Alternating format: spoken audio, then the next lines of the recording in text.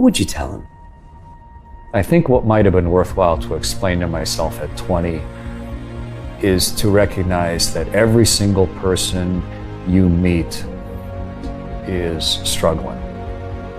I didn't know that then. You tend to see other people as completely formed individuals. And I still do sometimes.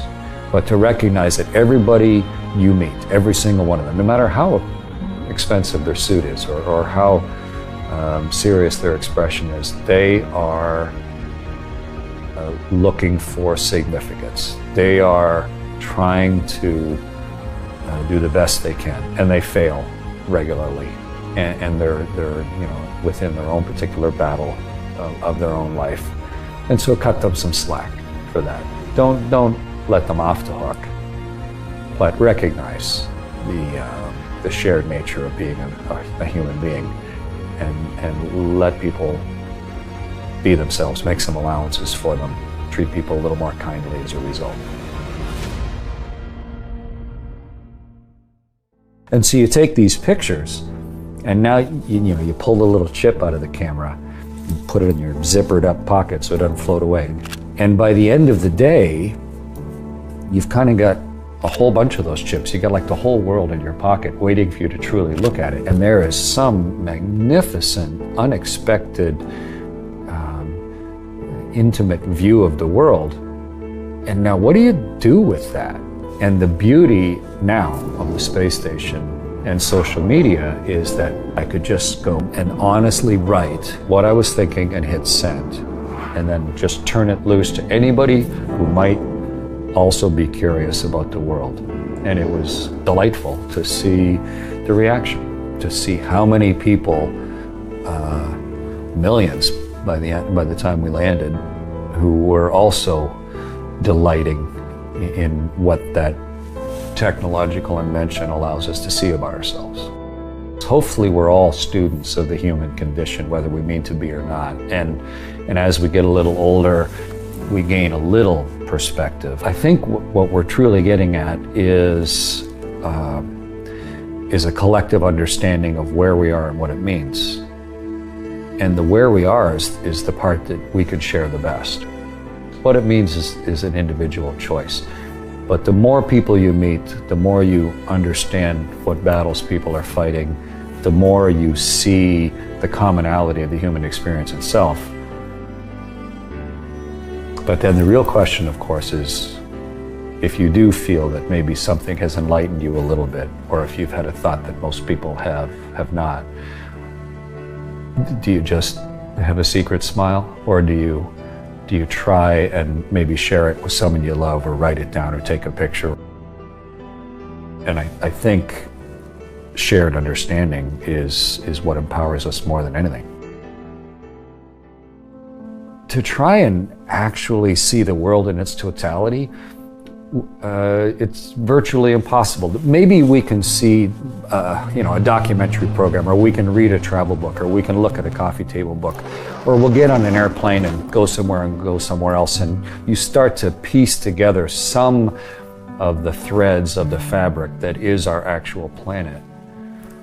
But I've been lucky enough to take sort of the best of our transportation technology that we've ever invented, and to get on board a ship and go around the world in 92 minutes, to go around the world 100 times, and then 1,000 times. And not just going around the world, but around the world 16 times a day where it turns underneath you. So every circumnavigation is like another voyage of discovery. And the angle between you and the sun and the world, because of your speed, is constantly changing. And the seasons are changing. I went from one side of the sun to the other, right across the solar system while I was on the space station, right around it. So you saw winter and summer swap ends on the world. And so each time around, you see the world slightly more for what it is, more clearly. And somewhere along the way, in one of those thousands of orbits, I think you fundamentally, I don't know if it's shift or deepen or both, but you start to see the world as what it actually is. I feel hugely privileged to, without anybody telling me what to think, and without any filters in the way, to actually have seen the whole world over and over and over again until it seeped into me permanently. And it doesn't necessarily give me any outlandish insight or any outlandish imperative to change the world, but I think it does give me a perspective that I feel compelled to try and share, to try and let as many other people. I was there on behalf of a lot of people. You know, it took a lot of lucre to build that rocket ship and accelerate my body to 8 kilometers a second and let me stay there. And so I feel a responsibility to do my best to let other people see what's beyond their room based on the things that I've seen.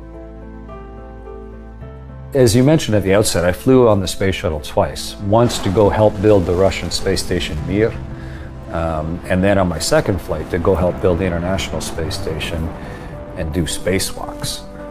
But on my third flight, you know, this wasn't just a week or two on board the space shuttle. This was launch as the pilot or the board engineer of the Soyuz, and then stay in space for almost half a year. And it's not to belittle those initial shuttle flights. They were magnificent and hugely instructive to me. But I count myself hugely lucky to, at the end of all that, to have had a chance to go live off the planet for 5 months, to be asked to command the spaceship. So that level of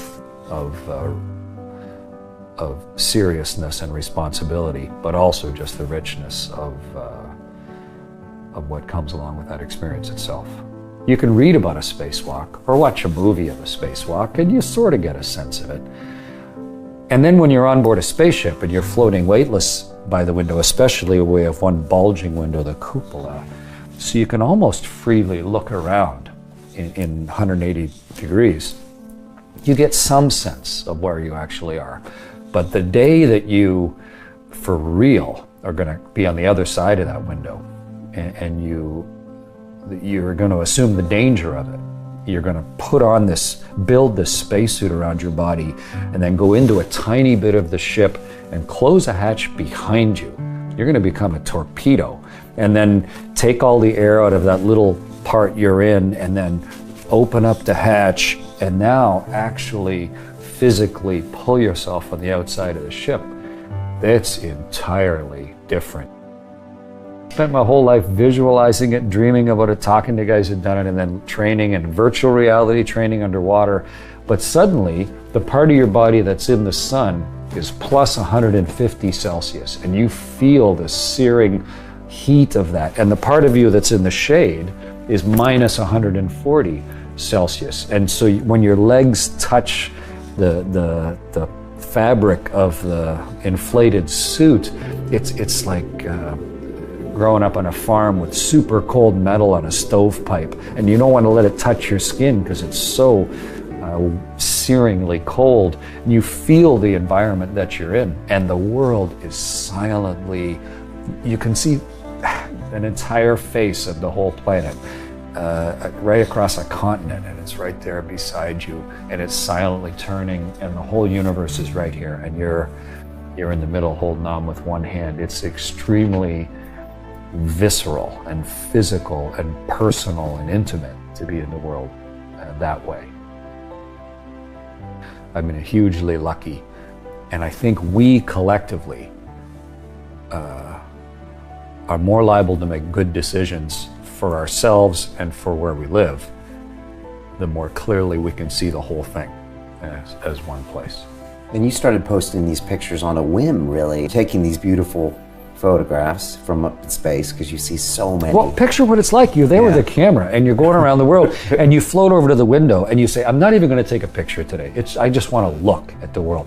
And you're looking at something, you go, holy, and you got to grab the camera because there's your emotions are trapped behind you. You can't keep up. And you go, I got to take a picture of this so I can look at it later.